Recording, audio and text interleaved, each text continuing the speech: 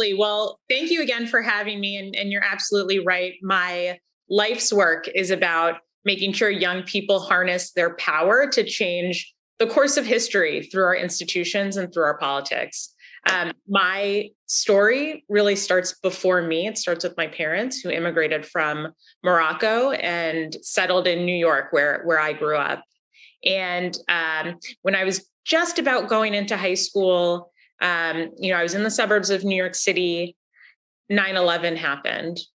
And like a lot of other millennials, it rocked me. It really changed sort of my worldview from certainly an institutional standpoint and what the role of our democracy was in keeping us safe, but also from a cultural standpoint. The many layers of identity that I held within myself, right? Like a woman of Arab descent, an American, and sort of the prevailing narrative being those two groups in opposition, and yet feeling like I sort of had a foot in both was a real moment of confusion for me. And, I think it reminded me and it made me think about, the why we're so bad at understanding and accepting each other, and how did those interpersonal relationships really ladder up into the systems and institutions upon which we all depend to solve problems. And so I came to DC to study that question, quickly realized that problem is not unique to the international community, but in fact, very much a problem that we struggle with in our own backyard here in the US. And so found my way to a think tank working on issues that I thought were really critical to my generation, things like student debt, the economy, criminal justice reform. And in working on those policy issues, my job was to go out to college campuses, to young people everywhere, and really get their buy-in and get their support to advocate for those solutions. And what I found doing that work was that young people were less motivated by where the idea came from, but more motivated about the fact that it was a generational solution that was going to solve a problem that they have in their lives.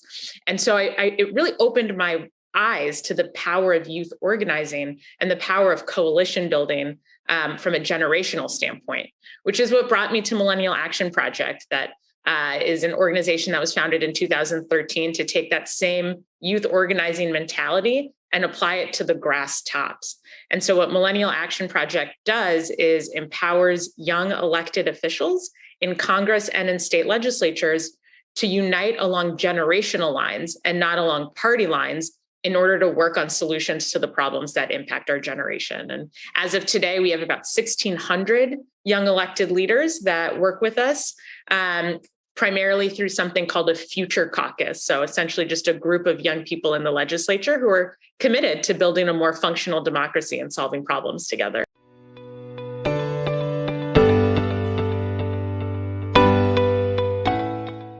Yeah. Well, you hit the nail on the head. There's sort of this tension between the aspirational vision of the movement that we're building and the political realities on the ground. And so where MAP needs to live is somewhere in that nexus, in that middle point that sort of helps bridge where we are today to where we want to go tomorrow.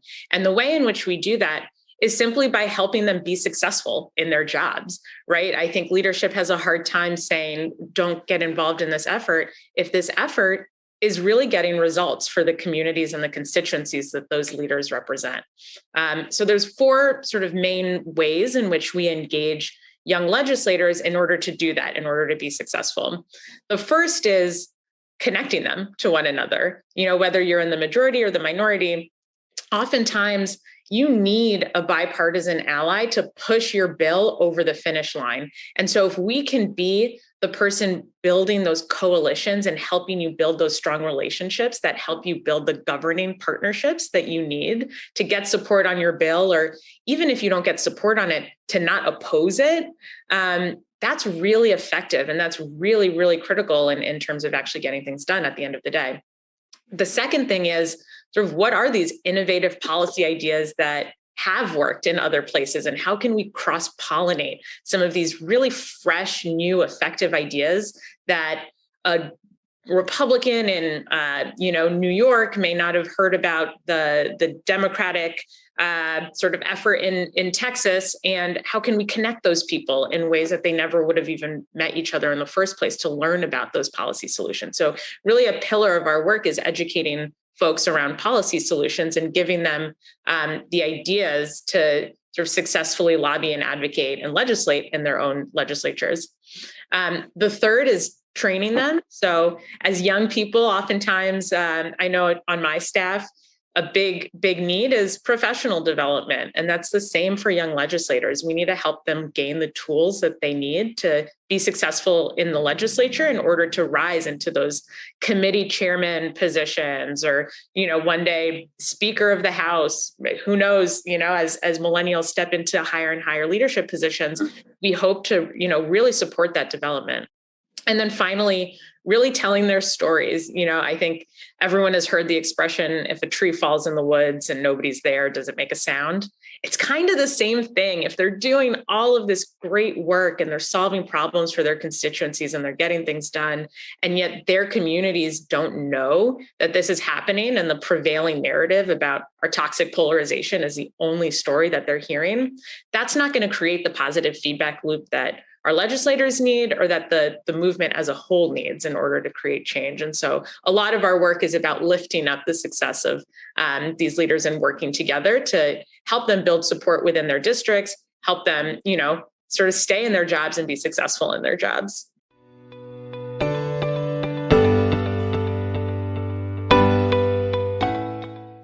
Yeah, that's exactly right. So our Future Caucus is a group of, in Congress, it's about 30 young members who are both Democrats and Republicans. They're co-chaired by Congressman Blake Moore out of Utah and Congresswoman Sarah Jacobs out of California. So one Democrat, one Republican. And they meet regularly to talk about what are the issues that are really driving us? How can we sort of align on solutions to things like modernizing our democracy and working with the Select Committee of Congress to actually do that? Our co-chairs both sit on the House Armed Services Committee. And so thinking about, sort of the national security perspective of where millennials can add their input. I think cybersecurity has been something we've talked about a lot.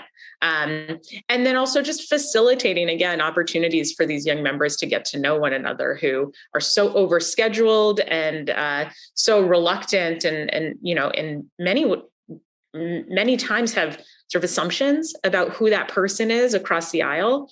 What the Congressional Future Caucus does is it actually creates the permission structure and the space for the members to come in and actually get to know each other as people and not as caricatures.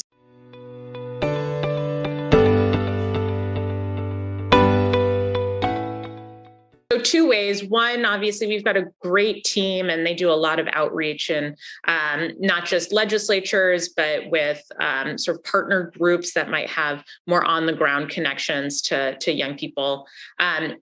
We also really rely on our volunteers and legislators to do that peer-to-peer outreach. We know that that's the most effective kind of communication, is peer-driven communication. And so really empowering our legislators to do that outreach, to let us know sort of who we should be having conversations with, and then a team of volunteers that we have across the country as well to sort of connect the dots where there's a swell of youth interest.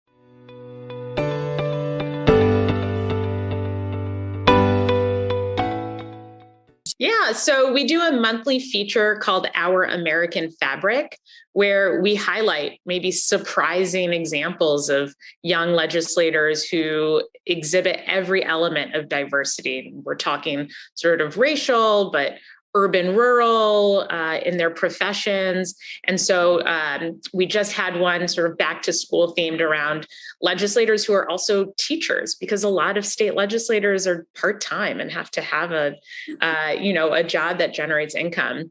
Our next one is coming up in September, and it'll be Hispanic legislators in recognition of Hispanic Heritage Month. So if you don't follow us on Instagram, please do, and you can catch those Our American Fabric Instagram live conversations. And we've also got a great event coming up later this year called the Rising Star Awards, where we actually give like literal trophy to the young members across the country, a Democrat, a Republican, and an entire state future caucus that has really lived out these values most effectively, and has demonstrated the collective impact and leadership that really builds this work. And so that'll be later this winter, the Rising Star Award.